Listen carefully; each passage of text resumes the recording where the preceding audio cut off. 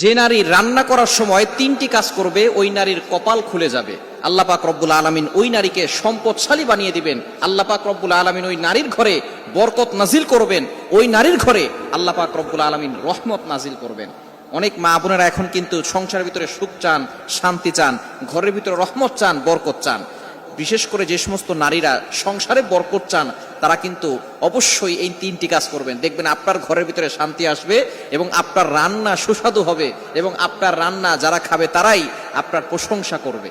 আমরা অনেকেই কিন্তু নিজের প্রশংসা শুনতে চাই এবং অনেকেই আমরা ঘরের ভিতরে বরকত চাই, রহমত চাই। এজন্য আমরা এই তিনটি কাজ করব। নাম্বার 1, 1 নাম্বার হচ্ছে আপনি যখনই রান্নাঘরে প্রবেশ করবেন তখন আপনি সালাম দিবেন। মনে রাখবেন রান্নাঘরে কিন্তু চুলা আছে। এই চুলা, গ্যাসের চুলা বলেন আর যেই চুলাই বলেন, এই চুলা থাকার কারণে যখন আপনি রাতের বেলা সেখানে থাকেন না, এখানে কিন্তু জিন জাতি থাকার সম্ভাবনা আছে।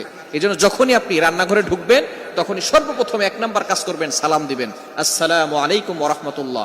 কেউ থাকুক আর না থাকুক, ঘরে যখনই প্রবেশ করবেন, যদি ঘরে কেউ নাও থাকে তারপরে সালাম দিবেন, কারণ ঘরের ভিতরে অনেক সময় শয়তান থাকে। আপনার সালাম দেওয়ার কারণে সেই শয়তান সেখান থেকে বের হয়ে যাবে।